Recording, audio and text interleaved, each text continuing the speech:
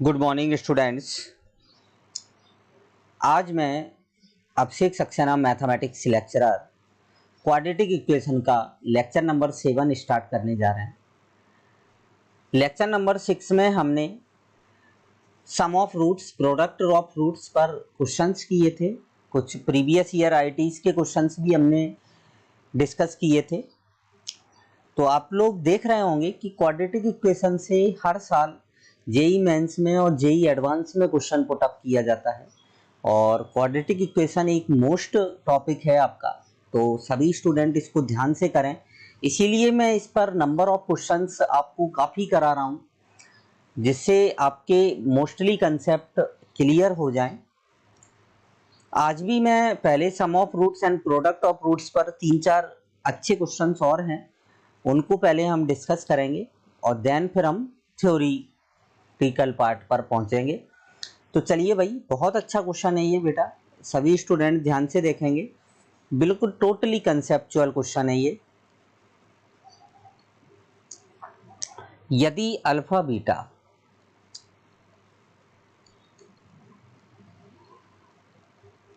व beta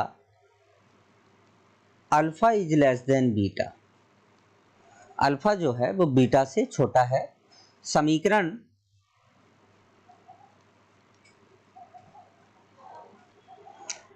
x square plus b x plus c बराबर 0 के मूल हैं।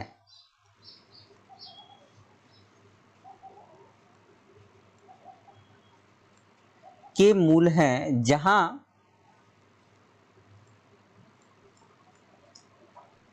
c is less then 0 is less then b। तो 4 ऑप्शन दिए हैं आपको क्वेश्चन में। पहला ऑप्शन है 0 is less then alpha is less than beta. दूसरा ऑप्शन है आपका alpha is less then 0 is less than beta is less then mod of alpha. तीसरा ऑप्शन है आपका alpha is less than beta is less then 0। और चौथा option है आपका alpha is less then 0 is less then mod of alpha is less than beta. ये 4 option है आपके। बहुत अच्छा क्वेश्चन है ये, सभी स्टूडेंट ध्यान से देखेंगे। पहले तो आप ये देखें कि अल्फा और बीटा, ये कंडीशन दी है alpha is less than beta, समीकरण के मूल हैं जहां c 0 से छोटा है और 0 b से छोटा है। तो इसका तात्पर्य ये है यहाँ पर इस स्टेटमेंट का कि c तो ऋणात्मक है और b कैसा है आपका धनात्मक है। सभी स्टूडेंट को बात समझ में आ गई होगी। और फिर इस टाइप से 4 ऑप्शन दिए हैं, कोई भी संख्यात्मक नहीं है, टोटली कंसेप्चुअल क्वेश्चन है। आपको केवल अल्फा और बीटा में रिलेशन बताना है कि अल्फा और बीटा में रिलेशन क्या होगा। तो चलिए भाई सॉल्व करते हैं इस क्वेश्चन को, ध्यान से देखेंगे सभी स्टूडेंट। जो आपको मेन पार्ट जो क्वेश्चन में दिया है वो क्या है, अल्फा लेस देन बीटा है, अल्फा बीटा से छोटा है। दूसरा क्या दिया है, सी तो आपका नेगेटिव है और बी आपका पॉजिटिव दिया है भाई, ये दिया है, ठीक है ना। अब आप देखें इक्वेशन में, इस वाली इक्वेशन में देखें, इसके रूट्स क्या हैं आपके, अल्फा और बीटा है, ठीक है ना। तो सबसे पहले अगर मैं अल्फा प्लस बीटा निकालूं तो क्या आएगा, माइनस बी। अब भाई b तो पॉजिटिव है, यहाँ पर b आपका कैसा है भाई, पॉजिटिव, ठीक है ना। ये कंडीशंस को आप यूं बंद कर दें, ठीक है ना। अब यहाँ पर निश्चित बात है भाई कि alpha beta, alpha plus beta equal to minus B है, और यहाँ पर आपका जो b है वो पॉजिटिव है। और इसके बाहर क्या लग रहा है आपको, माइनस लग रहा है, तो माइनस बी ऑलवेज कैसा हो गया भाई, नेगेटिव। तो यहां से निष्कर्ष निकला अपने पास कि अल्फा प्लस बीटा जो है वो लेस देन जीरो है। अल्फा प्लस बीटा कैसा है, लेस देन जीरो है। क्लियर। अब भाई अगर alpha plus beta less than zero है और अल्फा बीटा से छोटा है, अल्फा कैसा है, बीटा से छोटा है, अल्फा अगर बीटा से यहां पर छोटा आ रहा है, चलिए पहले गुणा और लिखे लेते हैं इसका, ध्यान से देखना है कि अल्फा इंटू बीटा बराबर क्या आएगा, सी। अब भाई सी तो आपका नेगेटिव है, सी नेगेटिव है तो अल्फा इंटू बीटा भी कैसा होगा, लेस देन जीरो। अब alpha into beta less than zero होगा तो यहां से एक कोई पार्ट नेगेटिव होगा, या तो अल्फा नेगेटिव होगा या बीटा नेगेटिव होगा, एक पॉजिटिव होगा और एक नेगेटिव होगा। अब चूंकि इसमें दे रखा है, इसमें क्वेश्चन में आपको कि अल्फा बीटा से छोटा है, और अगर अल्फा बीटा से छोटा है तो यहां से निष्कर्ष निकलेगा कि अल्फा तो नेगेटिव होगा और बीटा जो होगा वो आपका पॉजिटिव होगा। बीटा कैसा होगा, पॉजिटिव, ठीक है ना, क्योंकि अल्फा लेस देन बीटा है। अब वापस यहां पर आ जाएं। अब आप देखें यहां पर कि alpha plus beta less than zero है, अल्फा नेगेटिव है और बीटा पॉजिटिव है, तो निश्चित बात है अल्फा की जो नेगेटिव में वैल्यू है, जैसे अगर अपन करते हैं, जैसे -5 + 4 करते हैं तो ये माइनस बनाता है। यहां पर मैंने सपोज किया अल्फा -5 ले लिया और बीटा 4 ले लिया, ठीक है ना। अल्फा बराबर कंसीडर कर लिया थोड़ी देर के लिए आपको समझाने के लिए, -5 और बीटा बराबर 4, तो अल्फा जो है वो बीटा से छोटा है, ठीक है, और इनका जो योग है वो नेगेटिव है, लेस देन जीरो है, और इनका गुणा भी कैसा है, नेगेटिव है। बट अगर आप यहां पर बात करें कि अल्फा की वैल्यू -5 है, तो अल्फा का जो निरपेक्ष मान होगा, अल्फा का जो मॉडुलस होगा, यहां से हम बोल सकते हैं कि मॉड ऑफ अल्फा जो होगा वो बीटा से बड़ा होना चाहिए, क्योंकि मॉड ऑफ -5 जो होता है वो 4 से बड़ा होगा, क्योंकि मॉड के बाहर संख्या कैसी आएगी, पॉजिटिव। तो मॉड ऑफ अल्फा जो है वो बीटा से बड़ा है, ठीक है ना। तो यहां से अपने पास एक निष्कर्ष आ गया कि मॉड ऑफ अल्फा जो है वो ग्रेटर देन क्या होगा, बीटा होगा। क्लियर। अब आप रिलेशन बनाएं कि अल्फा का जो मान था आपका वो 0 से छोटा था, मतलब यहां पर अब हम पेन को चेंज करते हैं फाइनल रिलेशन बनाने के लिए कि अल्फा जो है वो 0 से छोटा है, बीटा पॉजिटिव है तो 0 जो है वो बीटा से छोटा है, और बीटा किससे छोटा है, आपका मॉड ऑफ अल्फा से छोटा है। तो फाइनली जो ऑप्शन है आपका वो कौन सा होगा, दूसरा ऑप्शन करेक्ट आंसर होगा। तो आप इस टाइप के जो क्वेश्चंस होते हैं ना, ये काफ़ी मोस्ट होते हैं, क्योंकि इनमें केवल और केवल कंसेप्ट पर ही काम करते हैं, केवल और केवल किस पर काम करेंगे, कंसेप्ट पर काम करते हैं। तो सभी स्टूडेंट को बात समझ में आ गई होगी कि भाई कैसे इस क्वेश्चन को हमें करना है, इस टाइप के क्वेश्चंस को। अब आपको जितने भी इस टाइप के क्वेश्चंस मिलेंगे तो आप उनको प्लीज़ उनको इसी टाइप से ही सोचें।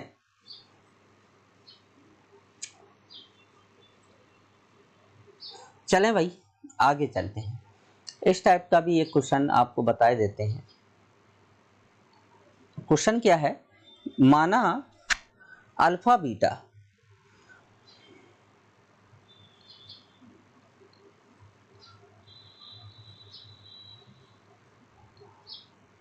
अल्फा बीटा समीकरण x² - x + p बराबर 0 के मूल हैं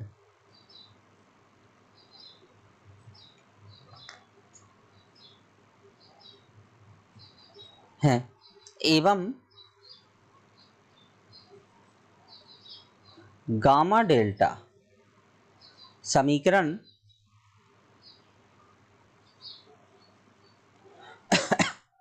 x² - 4x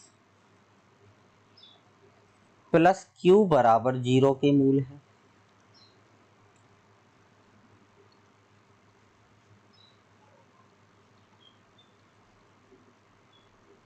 हैं। यदि अल्फा बीटा गामा डेल्टा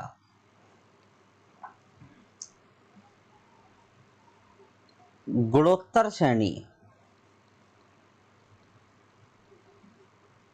में हो तो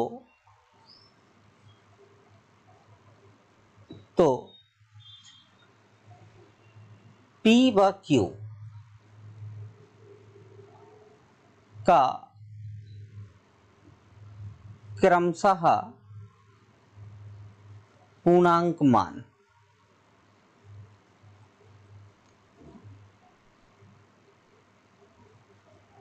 होगा। ये क्वेश्चन है आपका।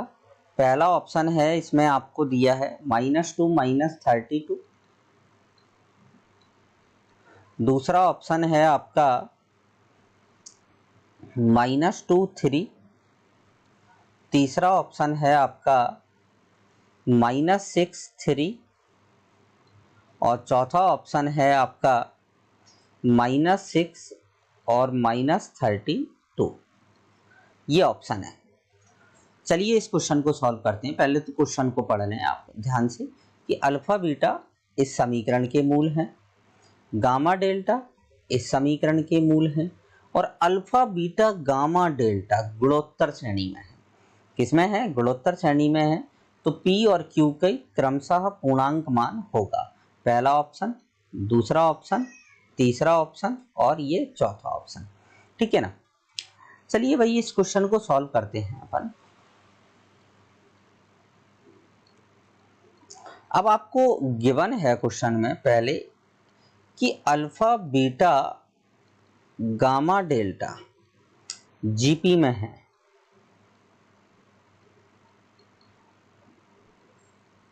किसमें है? जीपी में। तो मैंने क्या किया कि अल्फा बराबर ए ले लिया, बीटा बराबर हो जाएगा ए आर, गामा बराबर हो जाएगा ए आर स्क्वायर और डेल्टा बराबर हो जाएगा ए आर क्यूब। ये अल्फा बीटा गामा डेल्टा हमने ले लिए। क्लियर। अब देखें इधर, अब हम मूलों का योग निकालेंगे कि अल्फा प्लस बीटा बराबर क्या आ जाएगा? 1। तो अल्फा का मान a है और बीटा का मान ए आर है इक्वल टू 1। तो a कॉमन ले लें तो 1 प्लस आर इक्वल टू क्या आ जाएगा? 1। ये इसको इक्वेशन फर्स्ट कंसीडर कर लिया। ठीक है ना। ऐसी alpha into beta equal to क्या आएगा? p। तो अल्फा इंटू बीटा अगर आप निकालेंगे तो ये आ जाएगा ए स्क्वायर आर बराबर में p आ जाएगा। इसको इक्वेशन सेकंड ले लिया। ठीक है। अब समीकरण 2 से गामा प्लस डेल्टा बराबर आपके पास 4 आ जाएगा। तो गामा कितना है? ए आर स्क्वायर आपका कॉमन आ जाएगा तो ये बचेगा आर प्लस 1 इक्वल टू 4। ये इक्वेशन आपकी थर्ड आ गई। ठीक है। और गामा इंटू डेल्टा बराबर क्या है? क्यू है। तो ये आ जाएगा ए स्क्वायर आर की पावर 5 बराबर क्यू। ये इक्वेशन 4 है। ठीक है। ये 4 इक्वेशन बना ली। अब हम फर्स्ट इक्वेशन और सेकंड इक्वेशन का यूज करेंगे क्योंकि हमें दिख रहा है इन दोनों में कॉमन पार्ट है आपका और दोनों ही संख्यात्मक हैं। तो समीकरण 3 में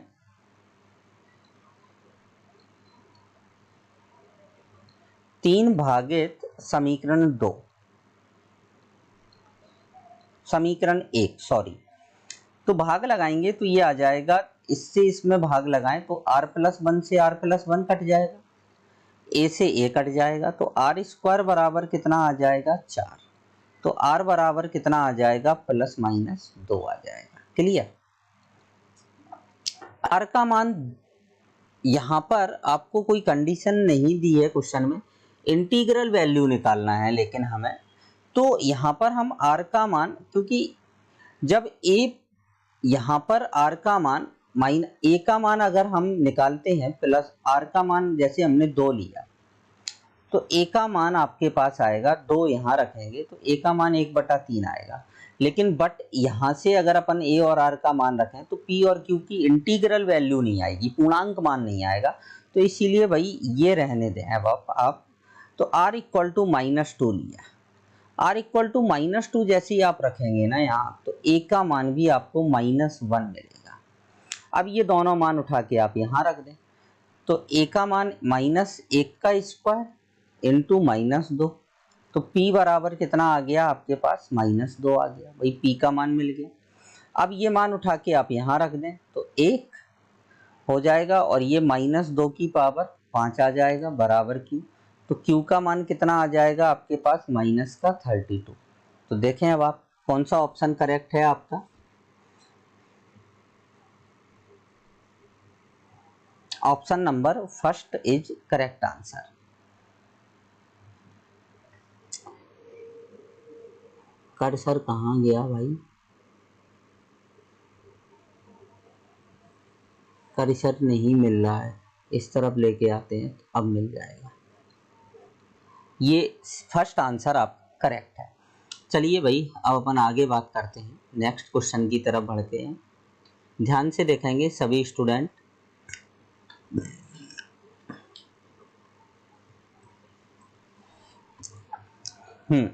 इस क्वेश्चन को विशेष ध्यान से देखना है भाई। ये क्वेश्चन बड़ा ही अच्छा क्वेश्चन है, आईआईटी में आया हुआ क्वेश्चन है। एक तो सबसे पहली बात तो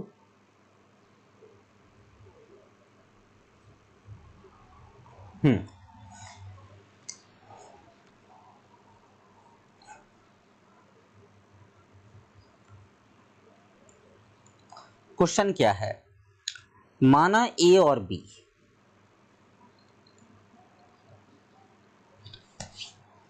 माना ए और बी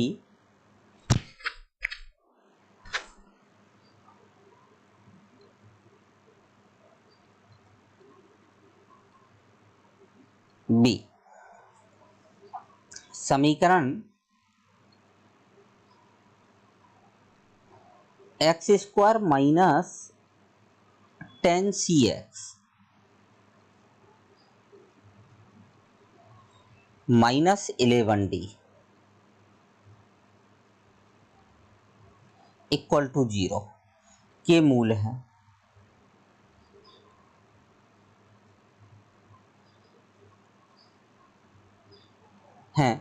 तथा C और D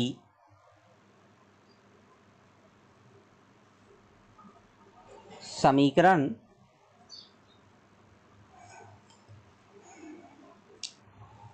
x² माइनस 10ax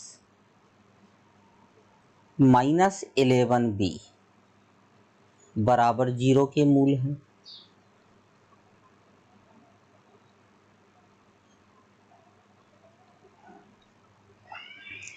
तो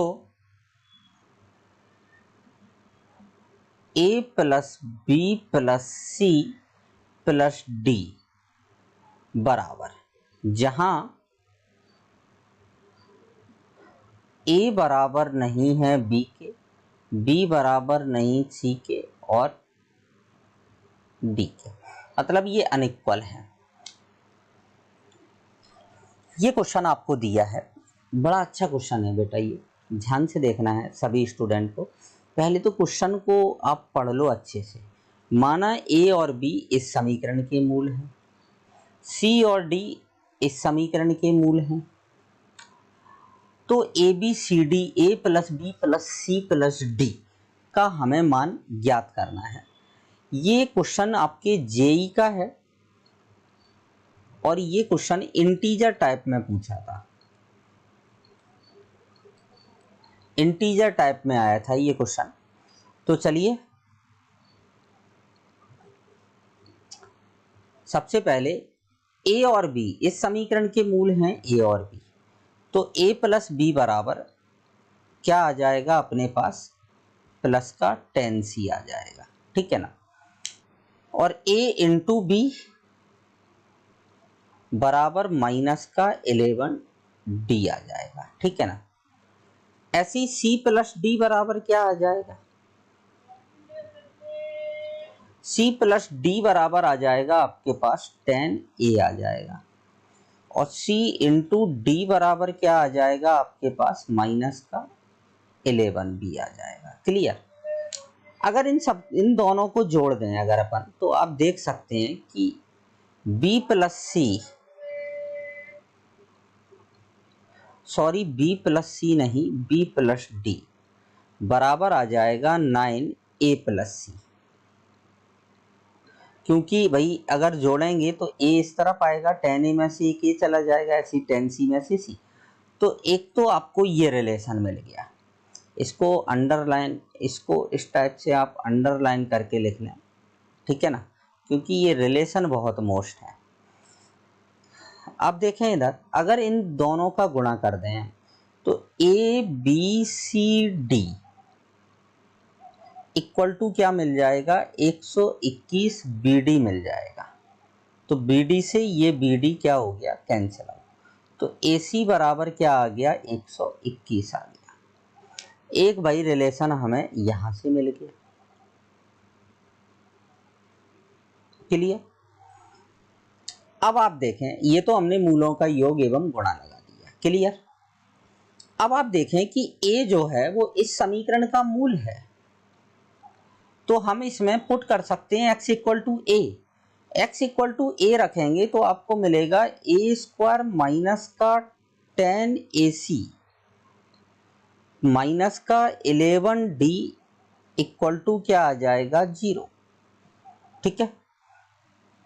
यहां पर हम c रख सकते हैं, तो c रखेंगे तो ये मिलेगा आपको c स्क्वायर माइनस का 10ac और माइनस का 11b इक्वल टू क्या मिल जाएगा, 0। क्लियर। ये मिल गया।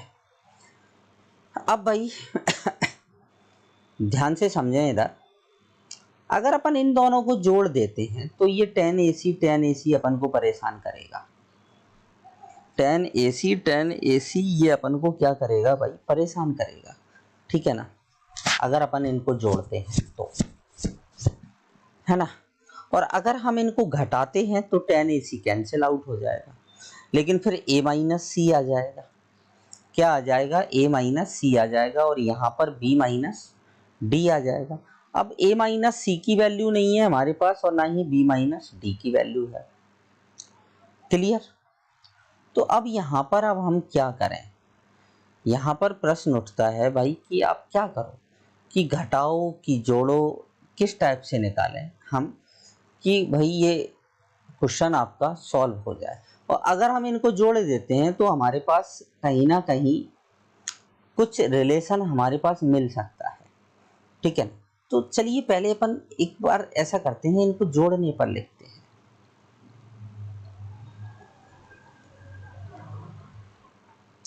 जोड़ने पर लिखते हैं तो ये आ जाएगा a square plus C square minus का आ जाएगा 20ac और माइनस का आ जाएगा 11b प्लस डी।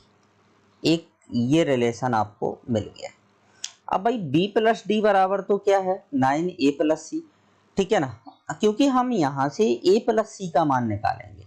किसका मान निकालेंगे, a प्लस। तो इसको आप सबसे पहले तो ऐसे लिख दो, a प्लस सी का होल स्क्वायर माइनस का 2ac। ठीक है। और इसकी जगह 11 इंटू 9a प्लस सी लिख दें, और इक्वल में क्या आ गया, 0। तो अब आपको क्या मिला ओवरऑल यहाँ से, अरे ये माइनस का 20ac और रह गया भाई, ये इसको मत भूलो आप, बराबर 0। तो 20 और 2 ये कितना हो जाएगा आपके पास, 22 हो जाएगा। तो ये आ गया a प्लस सी का स्क्वायर माइनस का 99a plus c a plus c, और साथ में आ जाएगा माइनस का 22ac इक्वल टू क्या आ जाएगा, 0। क्लियर। चलें भाई ध्यान से देखना है इधर, अगर a प्लस सी की वैल्यू आ गई ना हमारे पास, तो हमारे पास b प्लस डी की वैल्यू आ जाएगी। तो अब आप देखें कि अगर एक इसका मान कितना है, 121। अगर 121 में हम 22 से गुणा करें, 121 में अगर हम 22 से गुणा करते हैं तो कितना आएगा? 2662 आएगा। कितना आएगा भाई? 2662। मतलब a प्लस सी का square minus 99 a plus c, और ये आ जाएगा माइनस का 2662 बराबर 0। अब यहां से हमें मान निकालना है। 2662 है ये, इन दोनों का a इंटू सी बराबर 121 है ना। तो कहीं ना कहीं a into C equal to 121 है, और a प्लस सी का मान यहाँ से आपके पास क्या आना चाहिए? इन दोनों को अगर अपन लास्ट में 2 है, लास्ट में कितना है भाई? 2 है। अगर 60 3600 आएगा, है ना। 60 और 61 करते हैं तो 3600 आ जाएगा, और 60 और 61 भाई योग भी नहीं आएगा अपने पास। 60 और 39 करते हैं तो 0 आएगा लास्ट में। 60 तो आ ही नहीं सकता है क्योंकि ये है ही नहीं। 61 और 37 38 नहीं आएगा। 62 और 37 7 दूनी 14 नहीं आएगा। 63 और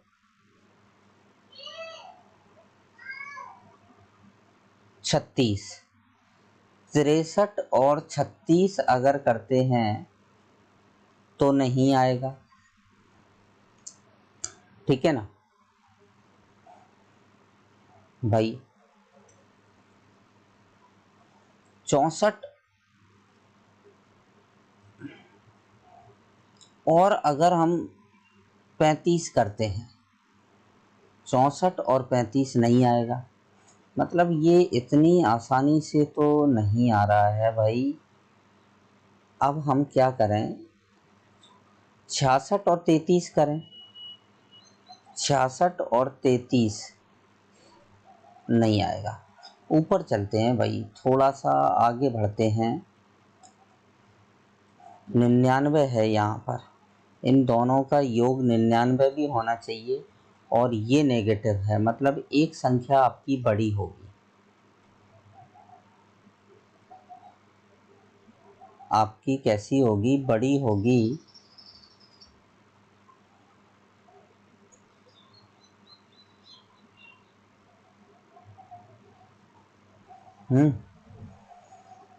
क्या करें भाई यहाँ पर? अब आप यहाँ पर बड़ी टेंशन है, इसके फैक्टर करना है आपको, और इसके फैक्टर किसी स्टूडेंट की दिमाग में आ रहे हैं क्या भाई? इसके फैक्टर करना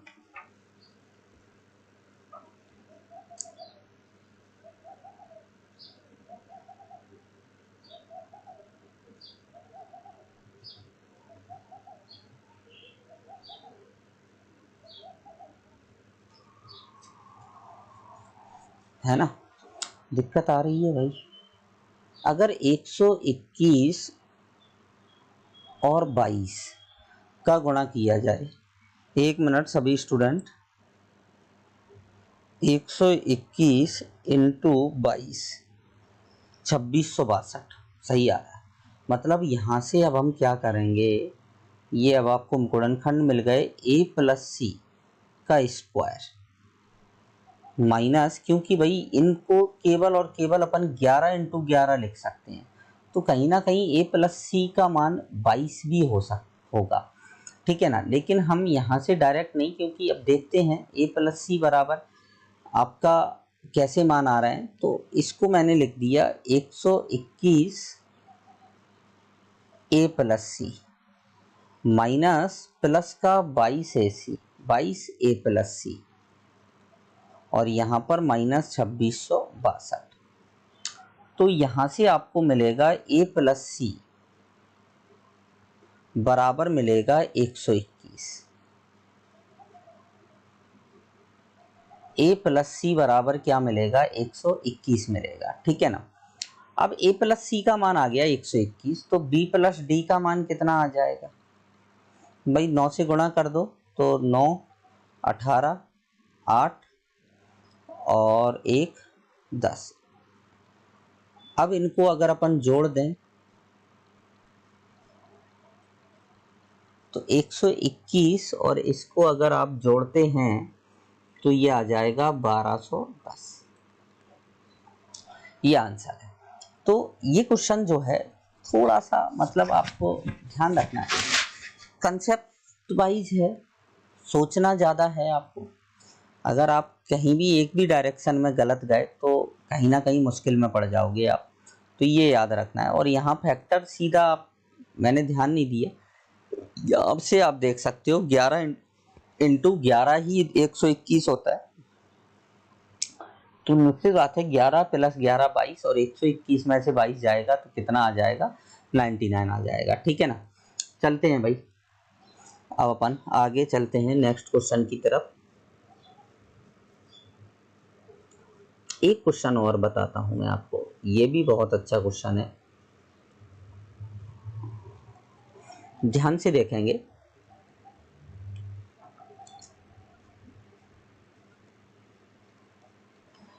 ये आपका क्वेश्चन जेई एडवांस का क्वेश्चन है, ये 2017 का। ठीक है। माना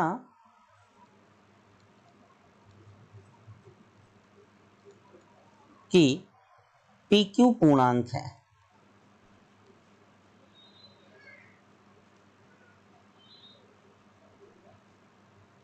PQ क्या है? पूर्णांक है, एवं अल्फा व बीटा समीकरण x square minus X minus 1 बराबर 0 के मूल हैं।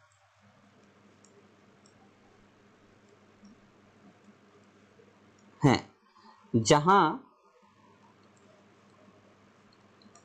अल्फा बराबर नहीं है बीटा के। n बराबर 0, 1, 2, 3 डॉट डॉट डॉट के लिए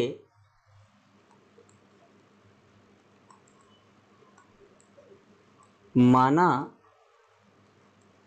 an बराबर p अल्फा की power n plus q beta की पावर n है। ठीक है। साथ में इन्होंने एक लाइन और दी है, यदि a व b परिमेय संख्याएं हैं,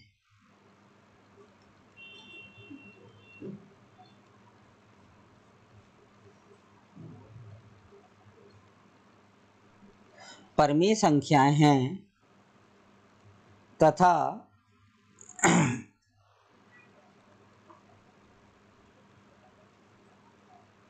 जीरो है, तब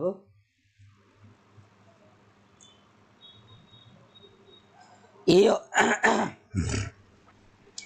और बी आपके क्या होंगे? जीरो होंगे। ये जो दिया है आपको, ये तथ्य के रूप में दिया है, एक स्टेटमेंट दिया है इस क्वेश्चन के साथ इसमें। ठीक है ना, ये याद रखना है। और मैं आपको बता दूं कि ये पैसेज है,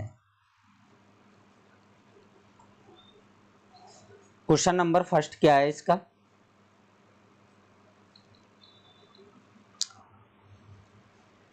A12 बराबर, पहला ऑप्शन है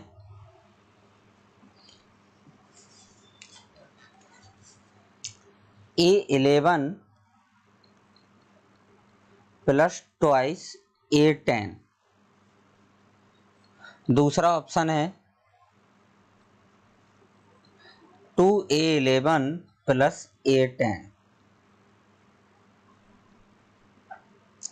A11 माइनस A10, और चौथा ऑप्शन है A11 प्लस A10। और क्वेश्चन नंबर सेकंड क्या है इसका, यदि A4 बराबर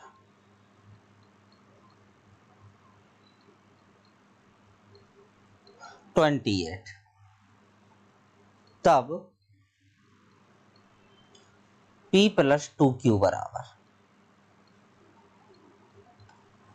पहला ऑप्शन है 14, दूसरा ऑप्शन है 7,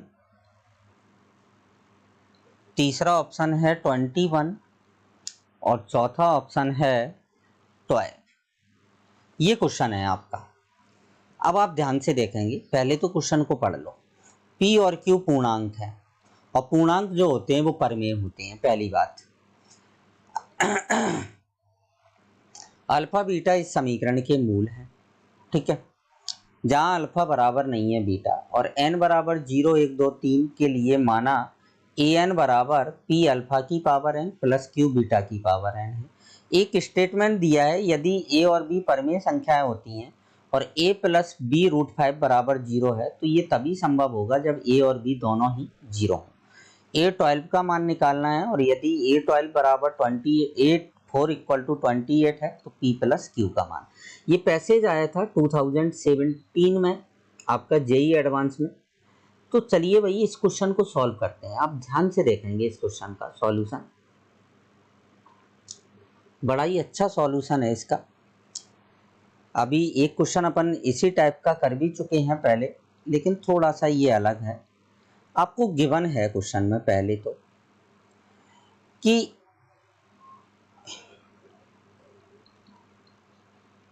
गिवन इक्वेशन क्या है, गिवन आपको x square minus X minus 1 equal to 0 के रूट्स क्या हैं, अल्फा बीटा, ठीक है। तो अब आप देखें यहाँ पर आप अल्फा रख सकते हैं, तो alpha square minus alpha minus 1 equal to क्या आ जाएगा, 0। क्लियर, यहाँ से बात समझ में आ गई होगी आपकी। तो अल्फा स्क्वायर, क्योंकि इसमें अब आप देखें कि इनकी जो गुणांक हैं वो अलग अलग हैं। सबसे बड़ी टेंशन ये है, गुणांक अगर एक होते ना तो टेंशन कम थी। तो यहाँ अपन को अल्फा को अलग डिफाइन करना पड़ेगा और बीटा को भी अलग से डिफाइन करना पड़ेगा। तो अल्फा स्क्वायर बराबर आप देख सकते हैं कि अल्फा प्लस 1 है। तो यहाँ से अगर आप एक रिलेशन बनाएं, इस दो को अगर अपन n मान लें तो यहाँ पर 2 है तो यहाँ पर 1 है और यहाँ पर क्या है, 0 है, ठीक है ना।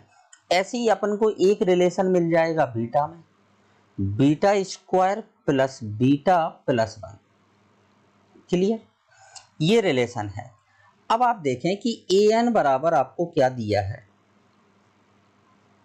p अल्फा की power n plus q beta की पावर n, ठीक है। अगर हम यहां से अल्फा की पावर n का मान लिखें अगर आप, तो क्या लिखेंगे आप, ये एक घात कम हो जाएगी तो ये अल्फा की पावर n माइनस 1 और यहाँ पर कितनी घात कम हो जाएगी, 2, तो अल्फा की पावर n माइनस 2। मतलब अल्फा की पावर n का जो मान है वो अल्फा की power n minus 1 plus alpha की पावर n माइनस 2 है। ऐसी बीटा का मान है, ठीक है ना। तो ये मान अगर अपन यहाँ पर रखें, ध्यान से देखना है सभी स्टूडेंट को, p यहाँ पर अल्फा की पावर n का मान आ गया अल्फा की power n minus 1 plus alpha की पावर n माइनस 2 और प्लस q बीटा की power n minus 1 plus beta की पावर n माइनस 2 आ गया, ठीक है। अब आपको मान निकालना है A12 का। तो देखें इधर, अगर हम इसको अगर आप पलट के लिखें तो अगर आप इसको ऐसे भी लिख सकते हैं, p अल्फा की power n minus 1 plus Q beta की पावर n माइनस 1 ऐसे लिख दिया,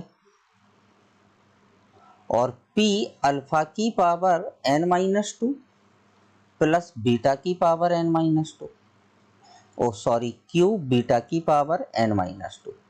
अब ये मान किसका है आपका, ये मान हो गया आपका an माइनस 1 का, और ये मान किसका है आपका an माइनस 2 का, ठीक है ना। अब आपको a की जगह 12 n की जगह 12 रखना है, तो a12 बराबर क्या आ जाएगा, a11 plus a10, a11 plus a10, मतलब कौन सा ऑप्शन करेक्ट है आपका 4। ये पहला क्वेश्चन हो गया आपका, क्वेश्चन नंबर फर्स्ट कंप्लीट है, ये क्वेश्चन नंबर फर्स्ट कंप्लीट हो गया। अब आप देखें वापस अगेन दोबारा से,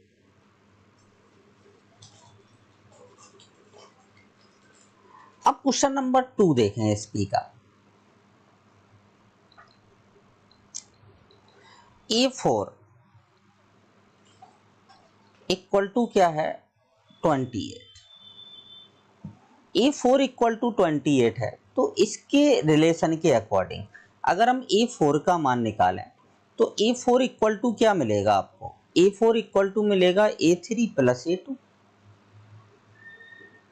ठीक है। और A3 का अगर अपन मान निकालें तो A3 अगर A3 रखते हैं तो ये क्या मिलेगा A2 plus A1,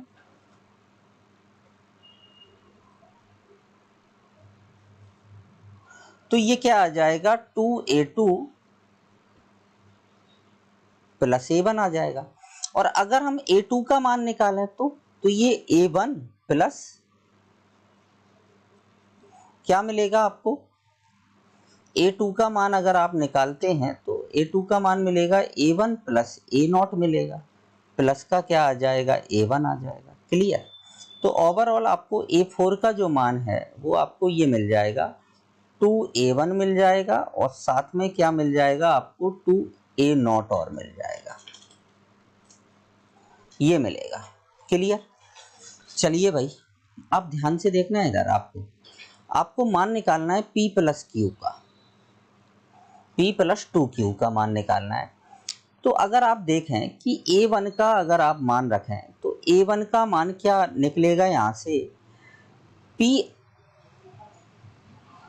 alpha beta मान आएगा, P alpha plus Q beta मान आ जाएगा इसका A1 का, और A0 का मान कितना आएगा आपके पास,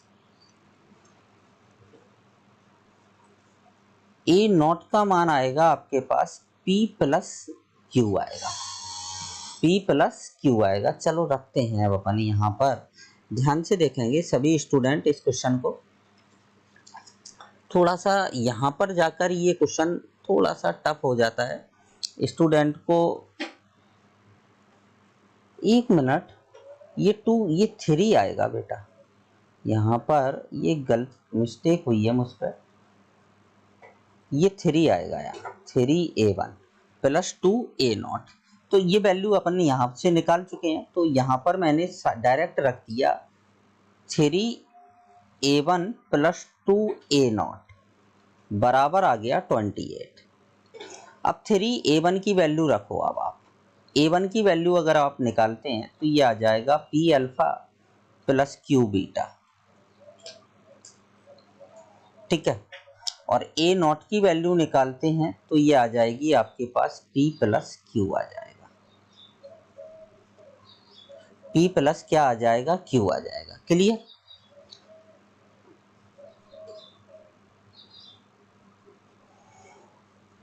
आपको इसको बनाना है, इसके बराबर में कितना चल रहा है भाई 28। इक्वेशन क्या है आपकी, इक्वेशन है आपकी कि अगर एक्स स्क्वायर, अगर अपन यहाँ से अल्फा का मान निकालते हैं तो श्रीधराचार्य से तो 1 प्लस √5/2 आएगा, और अगर आप बीटा का मान निकालते हैं तो ये आएगा 1 माइनस √5/2 आएगा।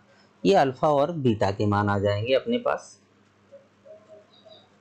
क्योंकि कहीं ना कहीं हमें अल्फा बीटा के मानों को इस क्वेश्चन में आपको रखना पड़ेगा भाई, तभी कुछ पॉसिबल होगा, अदरवाइज दिक्कत ही दिक्कत है भाई।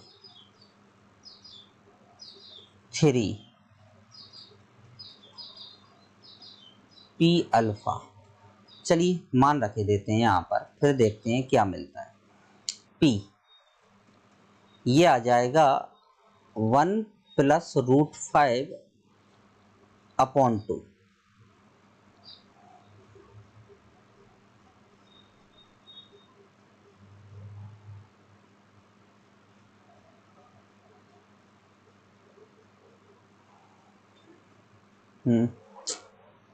रुकिए 1 मिनट, ऐसे मत करिए, नहीं तो दिक्कत है। पहले ऐसा करें, अल्फा पी वाले अलग कर दें आप। अगर इन दोनों में से हम पी कॉमन ले लें तो हमारे पास मिलेगा 3 अल्फा + 2, और इन दोनों में से मैं क्यू कॉमन ले लूँ तो ये मिलेगा 3 बीटा + 2। अब अगर अपन वैल्यू रखते हैं इसमें तो क्या आएगी, अल्फा की वैल्यू क्या थी अपने पास, अल्फा की वैल्यू यहाँ पर लिखते हैं अपन। अल्फा की वैल्यू थी 1 + √5 अपॉन 2, ये वैल्यू थी, ठीक है ना। तो अल्फा का मान अगर अपन यहाँ पर रख देते हैं तो ये आ जाएगा अपने पास 3 + 3√5 सॉरी अपॉन 2, और प्लस में क्या आ जाएगा, 2 आ जाएगा। इसमें भी रख दें आप वैल्यू तो ये आ जाएगा 3 बीटा 3 - 3√5 अपॉन 2, और प्लस क्या आ जाएगा, 2 आ जाएगा। क्लियर। अब आप देखें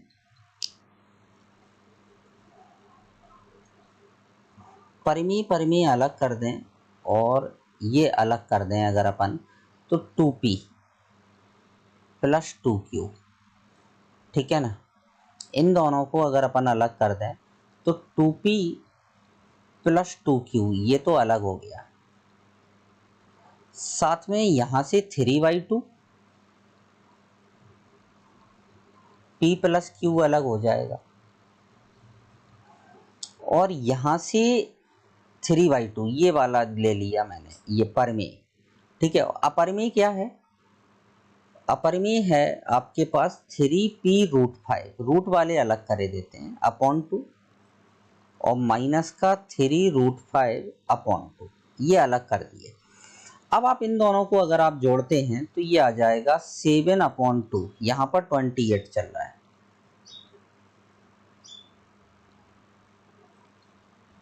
यहाँ पर 28 चल रहा है, तो 7/2 p + q आ जाएगा। क्लियर। अब इसमें से भाई क्या कॉमन आ रहा है, ये q भी लिखो आप इधर, तो इसमें से अगर अपन कॉमन लेते हैं p - 3√5 अपॉन 2 कॉमन ले लिया तो ये बचेगा p - q। अब आप देखें ये फॉर्म बन गया जो आपको तथ्य दिया था ना, a + b√5 वाला, ये बन गया आपका। तो यहाँ पर जो p - q होगा ये √5 के साथ मल्टीप्लाई है, तो p - q यहाँ पर क्या होना चाहिए आपका, 0, चूंकि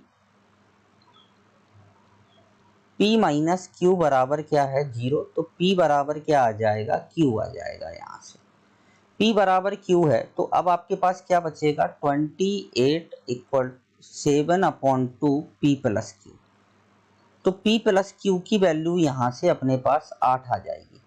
अब p + q की वैल्यू 8 आ गई, और p बराबर q है, तो p बराबर 4 और q बराबर क्या आ जाएगा, 4। अब आपको इस क्वेश्चन में निकालना क्या है भाई, इस क्वेश्चन में आपको निकालना है p + 2q। तो p + 2q का अगर अपन यहाँ से, तो p का मान 4 आया और q का मान भी 4 आया, तो 4 दूनी 8 और 4 12। ये बहुत अच्छा क्वेश्चन है, ये जेई एडवांस में आया था ये क्वेश्चन 2017 में। इसको आपको बड़ा ही दिमाग लगा के करना है। स्टूडेंट क्या है, इस चीज को भूल जाता है, ये तथ्य जो दिया है इसका लास्ट में इन्होंने यूज करा दिया कि b बराबर p माइनस क्यू बराबर क्या होना चाहिए, यहाँ पर 0 होना चाहिए। तो p माइनस क्यू बराबर 0 हो जाएगा, क्योंकि a प्लस बी रूट 5 के रूप में ये दिया है।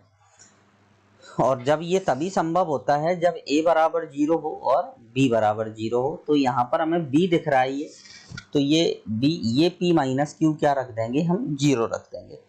चलिए भाई, यहाँ पर सम और प्रोडक्ट के क्वेश्चंस खत्म होते हैं, बहुत क्वेश्चंस हमने निकाल लिए, ठीक है ना। अब अपन आगे चलते हैं।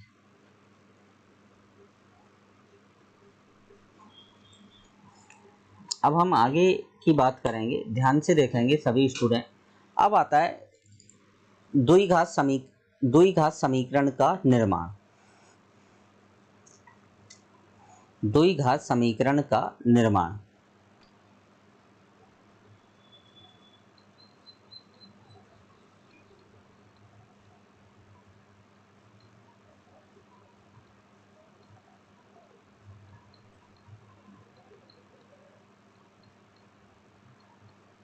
यदि मूल दिए गए हों,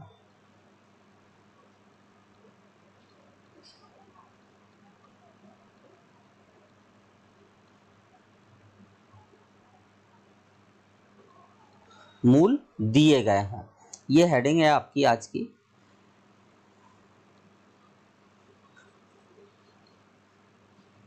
निर्माण करना है जब समीकरण के क्या दिए गए हों, आपको मूल दिए गए हों, ठीक है ना। तो ध्यान से देखेंगे सभी स्टूडेंट। माना द्विघात समीकरण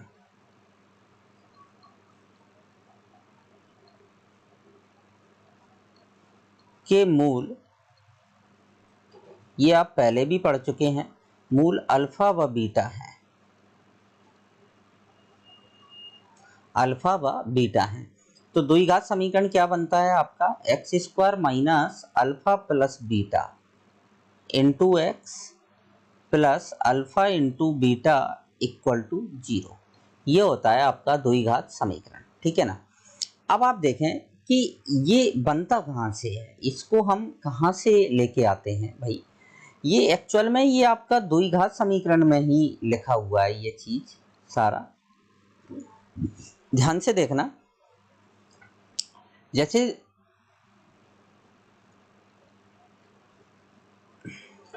द्विघात समीकरण है आपका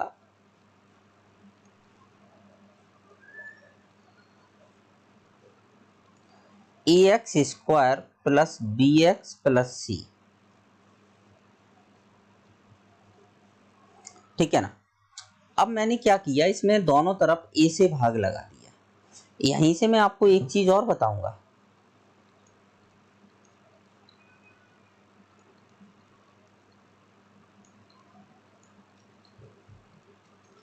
a से भाग लगा दिया। a से जब आप भाग लगाएंगे तो ये इक्वेशन बन जाएगी X square plus B upon A x plus C upon A equal to 0। अब आप देखें कि एक्स स्क्वायर माइनस, इसको लिख दिया माइनस बी अपॉन ए, और ये क्या है आपका सी अपॉन ए बराबर 0। ये क्या होता है आपके मूलों का योग,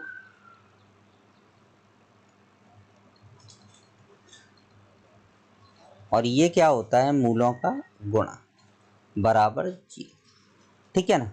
अब आप देखें इसी को ही एक बार, ये तो आपका प्रूफ हो गया, ये आ गया। देखो अब आपको यही तो लिखाया गया था। अब एक रूप और होता है इसी का ही, हम इसको दूसरे रूप में भी दर्शाते हैं कभी कभी हमें आवश्यकता के अनुसार। क्या किया था मैंने, यहां से a कॉमन ले लें, a कॉमन लिया तो ये मिलेगा आपको x square plus B upon A x plus C upon a बराबर 0। ए एक्स स्क्वायर, इसको मैंने लिख दिया अल्फा प्लस बीटा, माइनस लगा दिया, ये तो आपको समझ में आ ही गया होगा, और अल्फा इंटू बीटा लगा दिया।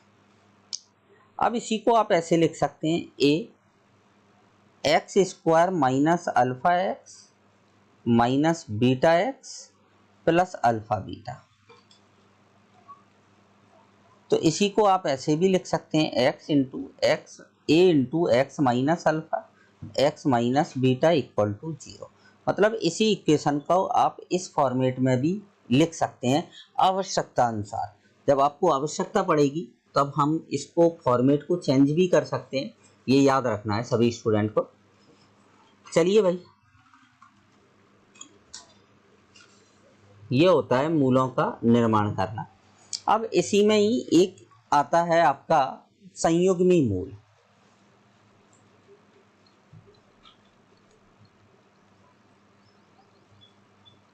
संयुग्मी मूल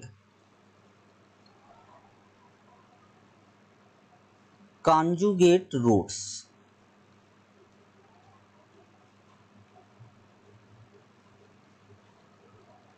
कॉन्जुगेट रूट्स क्या होते हैं, ध्यान से देखना। जैसे एक तरफ मैंने अल्फा लिख दिया, एक तरफ तो लिख दिया मूल, और एक तरफ लिख दिया इसी का संयुग्मी मूल।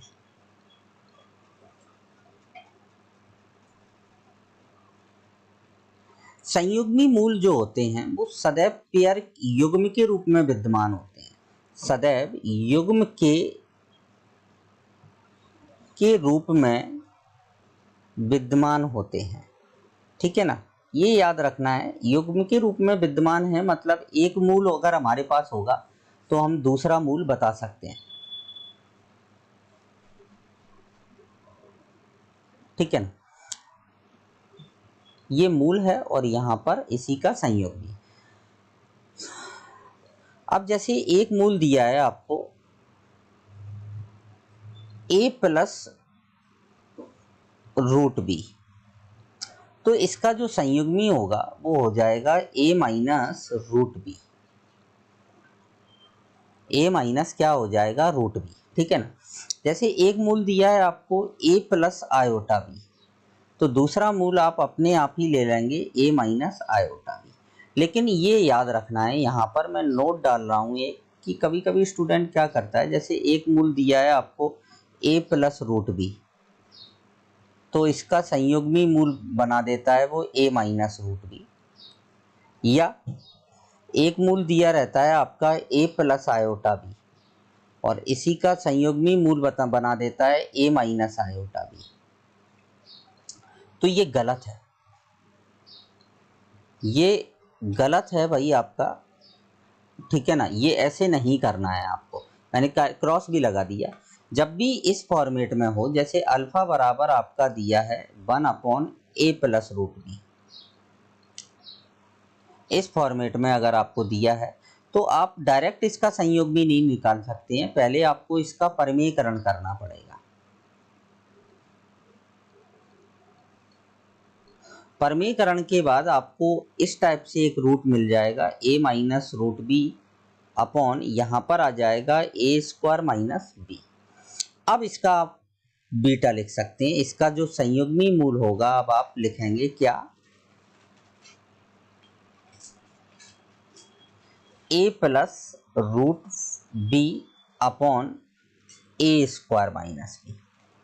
ये होते हैं आपको इस ऐसे ही जब आयोटा वाला आएगा तब भी आपको पहले परमीकरण करना पड़ेगा और परमीकरण के बाद फिर आप संयुग्मी निकालेंगे। ठीक है ना, तो और अब आज के लेक्चर के लिए बस इतना ही। कल हम पढ़ेंगे ट्रांसफॉर्मेशन कि मूलों को अगर अपन कुछ चेंज करते हैं तो इक्वेशन में क्या चेंज होता है। जैसे मूलों को हम नेगेटिव कर दें तो इक्वेशन में, मूलों को हम k अधिक कर दें तो क्या, मूलों को हम k गुना कर दें तो क्या अंतर आता है। इन चीज़ों पर हम बात करेंगे और इन पर भी आपके क्वेश्चंस आते हैं। जैसा कि अब आपको ये लग गया होगा कि जब मूलों की प्रकृति से इतने क्वेश्चन पुटअप हुए हैं IIT में, तो अब आप तो बात समझ, क्योंकि IIT कहीं से भी क्वेश्चन डाल सकता है, क्योंकि IIT का जो पेपर बनता है वो बड़ा ही मतलब मेहनत से, बहुत मेहनत से बनाया और उसको फॉर्मेट किया जाता है। कभी क्वेश्चन कभी भी रिपीट नहीं होता है IIT में। सबसे बड़ी बात तो IIT का क्वेश्चन JEE मेंस में रिपीट हो जाता है, लेकिन IIT का क्वेश्चन IIT में कभी भी रिपीट नहीं होता है। ठीक है ना, तो काफ़ी दिमाग लगा के बनाया जाता है। तो चलिए भाई, आज के लिए इतना ही। अब लेक्चर नंबर 8 में हम आगे स्टार्ट करेंगे। Thank you.